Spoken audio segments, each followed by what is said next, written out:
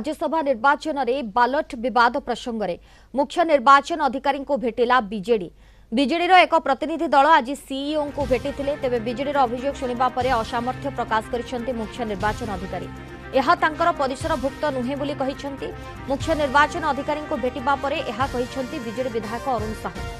ब्रह्मगिरी विधायक उपासना महापात्र और पूर्णचंद्र सेठी भोट नाकच हेबा कथा, किंतु आम अभियोग शुणा पर मुख्य निर्वाचन अधिकारी असामर्थ्य प्रकाश करने यह तांकर परिसरभुक्त नुहे बोली कहिथिले। तेबे राज्यसभा निर्वाचन में व्यवहार हेउथबा कलमरू काली लिकेज होईगला, फल डबल मार्किंग होईगला बोली कुहागला।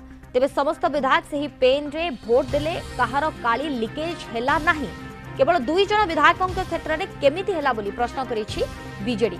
जहाँ नियम अछि ताको पालन करागला नाही। एबे परवर्ती पदक्षेप कौन रहिबो, खूब शीघ्र ए निष्पत्ति नेबो बोली कहिछि बीजेडी।